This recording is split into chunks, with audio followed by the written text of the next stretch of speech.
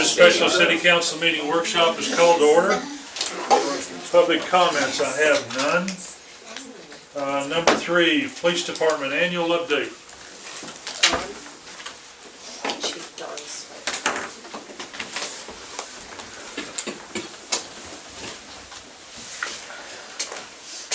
All right, I put together a little presentation for you this evening. Pretty much gives you the bare bones look of the department. Please feel free to ask any questions you might have. The first slide that you have gives the number and types of positions that we have within the police department. We have 32 positions, one of which is a part-time that's spread out from police, animal control, code enforcement. If you go to the next page, starts laying out where they lie within the police department. The first page is administration. Covers. Oh, sorry. That's fine. Administration has myself, records clerk, code enforcement, and investigations. We go to operations. Has the administrative lieutenant, animal control, communications, school resource sergeant, and 2 officers. 3 people that work in the school now. Day patrol, 1 lieutenant, a sergeant, and 3 officers. Evening patrol, 1 lieutenant, 1 sergeant, 4 officers, and a canine unit. See the reserve officers on there, they're not assigned to evenings, but the evening shift the evening shift lieutenant is in charge of those personnel. We have midnight shift, 1 lieutenant, 1 sergeant, 4 officers. Then we have current vacancies. We recently hired our part-time kennel technician as a full-time animal control officer. So we have the part-time position open. We have a communications officer position open. 3 police officer positions open. I got a question. Yes. I know that you have these positions, but you have a certain number like on patrol versus in the department. How many typically on patrol? It's divided up. It varies depending on the needs of each particular shift, and it varies by the day.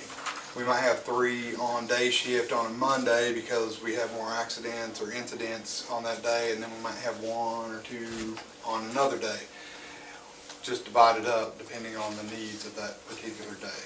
Okay. How about like midnight shift versus day shift? Is that different? Or midnight shift is usually a little bit lighter, just because while some incidents do happen on nights, there's not near as many people out, so you can cover a lot more territory with fewer people.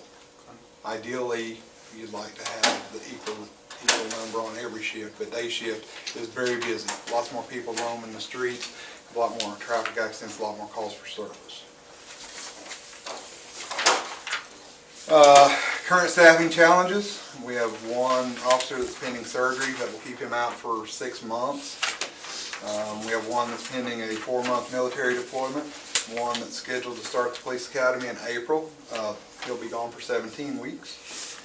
2 that are currently on light duty, and 1 that's on administrative leave. Vehicles. Their breakdown of our Crown Vic fleet is the first one up. They run the gamut of age from 93 to 2008. The average mileage for them is 144,000. Each of them costs about $940 per vehicle per year. Next one is our Dodge Chargers. We have 5 of those. Their average miles is 84,000. They cost us about $4,000 a piece per year. We won't be buying them anymore, Charger. I was gonna say. Just let you know. Yeah. Whoa. Do we do a lot of maintenance internally, or do we have to The majority go of outside? the majority of once if we have a new vehicle, once it is off of its warranty, the majority of it is done internally. But if it's on warranty, you need to. Yes, if it's on warranty, we let someone else pay for it. Okay. If it's not on warranty, We do it in-house, if it's something they can do in-house. Oh, There's some but things- it's on warranty because it's a lease. You're talking about a lease when. No, I mean, some vehicles that we purchase or lease, either way, are, you know, they have. Oh, they're covered different for parts so of many it. miles or so Okay. many years, and we'll get Okay. it done because it's covered. So Right, okay. if Dodge or Ford or whoever's gonna pay for it, we'll be glad to let them pay for it. Okay. Then we get over, I guess, the Ford Explorers that you purchased last year. Average miles 12,000 on those, that's not too bad, and of course, their maintenance is $225 a piece. We love that for all the cars, right? Also, our plan for this year, we have we have some money budgeted. For this year, it was initially budgeted to buy one new police vehicle. My plans at this point is to buy 2 used Ford Explorers. Trying to spread it around so hopefully we can drive down the cost of maintenance on those How old are Chargers. those Ford Explorers you're looking at in They're- mileage? They are 2013s and they have, I remember what it was. I want to say it had 28,000 miles on them, I think. That's not bad. So they're not high miles, and the cost on them is $22,500. So they come in under budget. I know you like to hear that. And then we get to the more specialty vehicles, the Tahoe, which belongs to the detective, the 2 motorcycles, the Blazer is the one that's assigned to Anthony at the lake, haul the boat around with. So the maintenance costs on those are a little bit weird.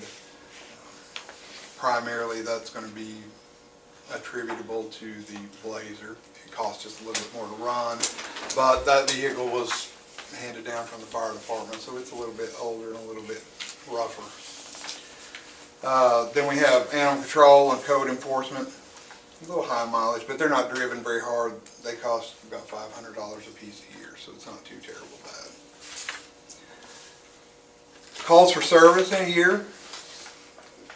Non-emergency calls, about 36,000 in a year. 911 calls, 19,000 in a year. Then radio log entries, 20,000 for a total of 76,000. Radio log entries can be anything from what's the number to the pharmacy to what's the number for poison control. You would be amazed at the number, types of calls that we get. We are very much akin to 411 as we are to 911. Reports. Reported incidents are much the same thing. It can be anything from we need an ambulance, we need a fire truck, we need a trooper, we need Logan County. We have people driving too fast on division. And then we have calls where reports are actually taken. And those, you would like to think most of the time, are where a crime has actually occurred. Ideally, that's how the system's set up, but sometimes people are adamant that they want a report taken regardless, and we do try to remain customer service based. So if that's what they desire, we do try to give it to them within reason, right? So that's also why the closed reports don't always match the number of reports that we've taken, because sometimes reports aren't meant to be closed. Closed is a technical term. That means that it's either closed by arrest, closed by death of an offender, something like that. It has something to do with the offender and our ability to close a case. Sometimes cases are always criminal, and if we take a report that's not criminal in nature, it will not ever really be closed. That's why they don't always match up. Is there a reason why the reported incidents are way up? I mean, that's a good number. So it looks like 2014, they're from 2,000 something to 3,000 something. That's a lot of. That's a different. Yes, you ask that people start tracking the needs of your consumer a little bit better. Okay. You want a more accurate picture where sometimes they weren't tracked as well. We just want a better number on which to base we want to know how to move forward, so we need to know where we're at today. So they were asked and tasked to track our customers better. So it probably wasn't that there were more incidents, more. We are that just we tracking were them in. better. Right, Yeah. there's not a spike. Right. It's just that we are actually tracking our numbers better, so we know what happens in the future. And then the collisions, of course, is accidents. So, pretty consistent. Yeah. Citations and arrests. See how many arrest warrants we've served, how many actual arrests we've made, and the number of citations. We get a lot of complaints on the number of citations that are written. That averages out to 9 citations a day. That's really way below what should be written in the grand scheme of things. Many times police departments are accused of trying to fund themselves through tickets. We figured the numbers on this, and essentially the citations accounted for roughly $178,000 of a $1.75 million budget. So that's less than 10%. If we're funding ourselves, we're not doing a very good job of it. Okay, that's not our job.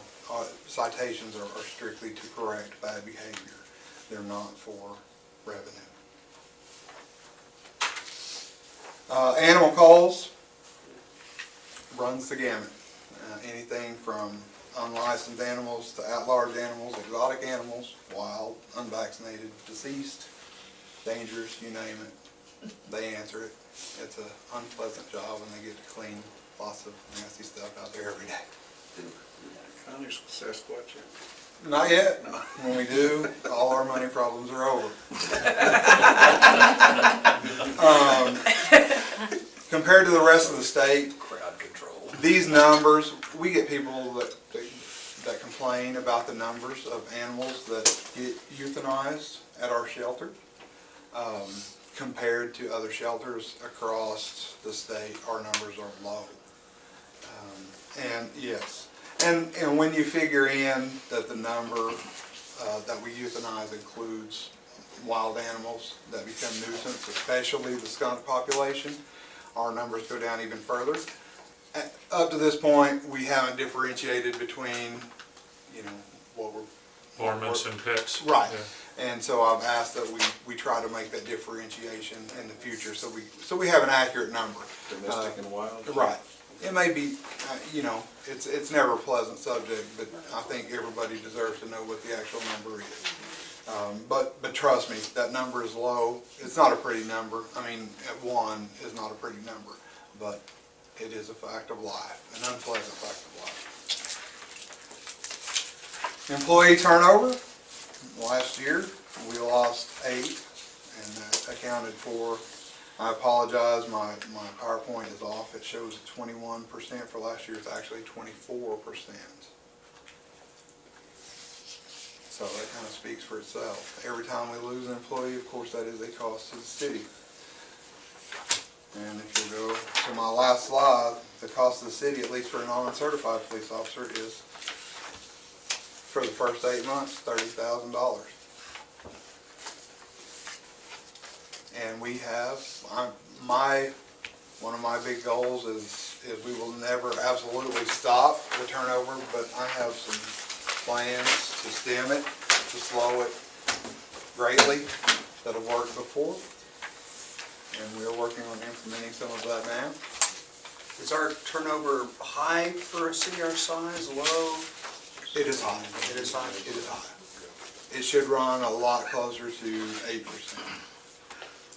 Wow. National average 10. But we're right next to 3 cities that pay a whole lot more, and so it's real simple to pick up and move, I guess. It is, but money is never the simplest answer. That's what people like to bandy around, but it is not. It is part of a bigger answer, but it is not the answer. What is, I was just gonna, so what are some ideas to retain officers? We are looking at shift types. We are looking at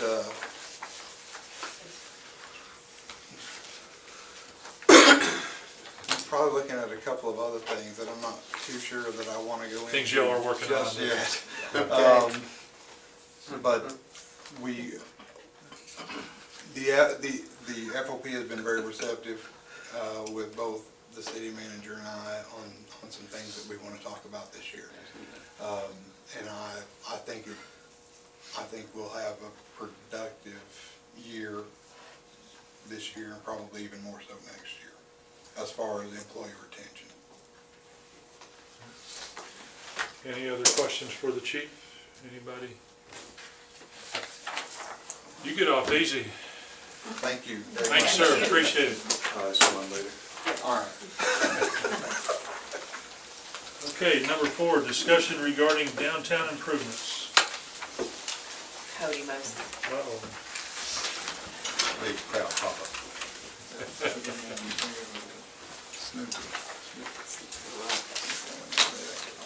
Well, here to talk tonight about downtown improvements. Most of you have seen this before, but I just want to kind of go over quick details of what we're really looking at. We have a $200,000 construction budget right now. You'll see the project kind of outlined in the first photo right here on the screen. Just let me show you. You see the intersections at Harrison and Oklahoma. The idea would be to have a new material in the intersections, the stamped concrete in the intersections with a darker colored stamped concrete through the walkways, and then some green landscape on the sides of the streets, whether that be small trees or plants or what have you, throughout the rest of the downtown. So the stamped concrete is an alternative that will save money as far as materials go. I'll talk a little bit later about it. Also allows us to not take on any new maintenance for in ODOT's realm. So with obviously Division being a state highway, they were just concerned with the materials that we were going to be using. But according to an email today, concrete pavement should be considered. So it pretty much practice as normal. $200,000 construction budget again. Last Friday, Councilman Wood actually even was able to join myself, Justin Fortney, the chair of our Downtown Improvements Committee, and then different representatives from ODOT, one talking about kind of the project itself as far as design, the other one talking about grant funding through transportation alternative programming. So the TAP funding, the transportation alternative, that is an 80-20 grant match, and so we could leverage that $200,000 that we already have from the budget. We had leveraged that into a much larger pool of financing should we go through that. That funding will open up at the grant process will open up in late March. It should close by early June. If we are a recipient of that, it'll probably be early March of 2016 before construction can start, with a closing date of construction either in a span, depending on weather and other circumstances, July and September 2016, should we get the TAP funding. Should we not receive the TAP funding, it would we could open up bids as early as June this year. So Latera Studios is our design firm that was selected for the contract from the RFP. They're based out of Dallas, and they are always open to communicating their ideas. They're currently at about 90% completion with their drawings for the project.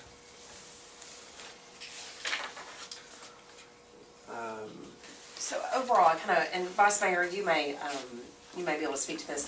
ODOT, we thought was going to open up that funding last year, and they did not. So we've had to wait because of the funding. Basically, when Cody says we have 200,000, sure, we could go to bid now and see how far 200,000 gets us. What 200,000 will probably get you is that north. Let's say if you chose an intersection, you're going to get 1 out of 2.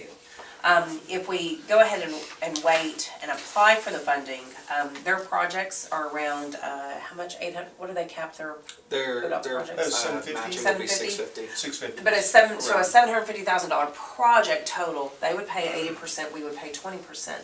Therefore, if we wait and go ahead and make the application, we can get a better bang for our buck by using state funds. We plan to aggressively go after that. We may even apply for 2 projects.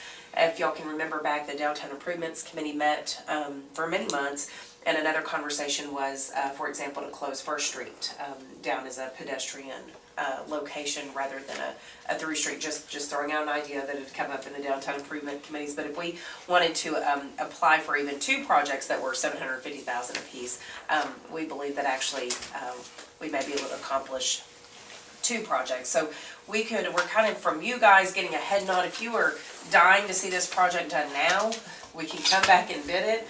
If you're not dying to see it now, then we can wait, make application, and see if we can get some funding. Yeah, I do. We And need the to ladders. wait for the, Wait for that, yeah.